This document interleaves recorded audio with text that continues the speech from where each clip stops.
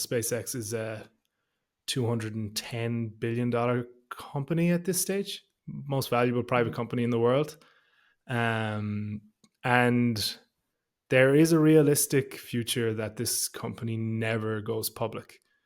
We've seen how much of a megalomaniac Musk has turned into. We've seen the issues he's having with Tesla. He wants to reincorporate in Texas instead of Delaware because there's too much regulation he doesn't like and there's too much outside powers pulling at him. I'd say he'll do everything in his power to keep SpaceX private, and he probably can because the company is very profitable. So, I'm going to kick off with have you been keeping up with this Boeing astronaut story at all? Yes, I have. But mainly just it fuels my anxiety of being trapped in space. I think. I mean, I don't I'm just I don't like, want to be harsh here, but you have an awful lot of training to do if you want to be an astronaut in the next 20 years. I know, but it's just how terrible. You go to space, you think it's going to be so fun, and then you get trapped up there. And for weeks, all we've been hearing is, yeah, Boeing doesn't have any plan to bring them back No, down. We're waiting to find it's out, awful. and it's terrible. So Yeah. me and Emmett did the Boeing whistleblower episode. I don't know, Yeah. a few months back. It's kind of ridiculous the amount of issues that Boeing had in terms of its manufacturing and all the rest. And then this story popped up a couple of weeks later, so we had to mention it. Kind of taking the piss, really, to be completely honest. Do you know Yeah. what I mean? Yeah. But the story is that they sent 2 astronauts up in space back in June. They were supposed to go for 8 days on this Boeing Starliner spacecraft. It was the first. It was the first go around. The poor flutes are going to come down in February 2025.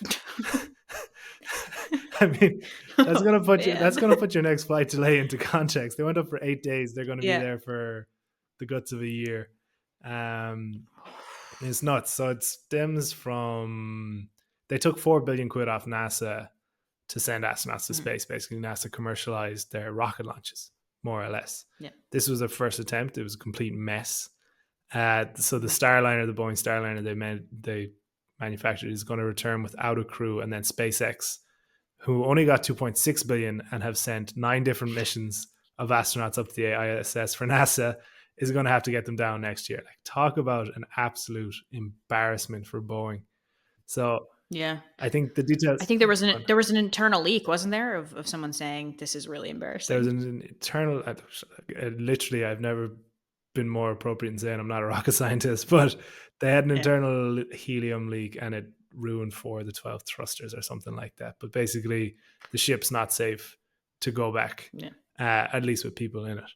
So SpaceX next mission is going to be. It was supposed to head up to the ISS with 4 astronauts in September and come back next February. Mhm. Instead, it's going to go up with 2, and it's going to bring back the 2 astronauts stuck up there, Sunita Williams and Barry Wilmore, who, yeah, Mhm. it will have spent more than 8 months by the time they come down. And if there's ever, do you know, when you have these things that you know are going to be really bad, like Netflix shows and all the rest, there's going to be so much, there's going to be so Yeah. many bad movies made from this. I want a horror version. I want a sitcom version. I Yep. want a 3-hour Spielberg epic. I want every type of different content made from this Yeah. story. Um, Yeah. but yeah, like I was reading up on them, they've done long missions before in the ISS, and they Mhm. were well aware of the risks involved Going of up. potentially Mhm. staying longer than expected. But it's a serious thumb in the eye for Boeing to have to get help from Yeah. the rival to bring them down. And the Starliner sounded like a mess from the start, really. So this is its first crew mission. It obviously went terribly, but it had been Mhm. delayed for years before that. Had a bunch of technical issues on its uncrewed missions, and it just goes to show, I guess, like the state of Boeing at the minute and the issues it's been having. I Yeah. mean, just I think it was on Tuesday this week. Did you hear the awful story from Delta manufacturing plant? No, Yeah, tire a blew. tire blew up and it killed 2 Delta workers. Obviously, a Boeing tire when they were working on Yeah. it. So I don't know. It really exposes how much of a leaky Mm. ship they've been running for the last 30 years. Realistically, like. Yeah. Impact of private equity and coming in and stripping the company, trying to make it as profitable as possible. It's just, obviously not appropriate when the thing that you're manufacturing is going to carry people into space. Completely, yeah. Oh man. Yeah.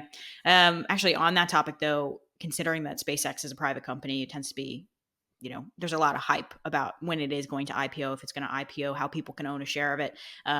So maybe just briefly talk about, there are some ETFs and funds that do own a slice of SpaceX. So maybe just briefly mention some of them in case any of our listeners want to take a look and try and get a slice of the rescue pie, I guess we'll call it. The rescue pie.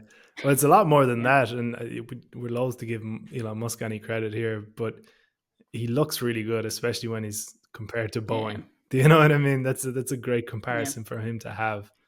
And I guess it goes back to, like, you mentioned it about the accountants started running Boeing instead of the engineers. Mm-hmm. SpaceX is very, very different to that. SpaceX is very much an engineering first company.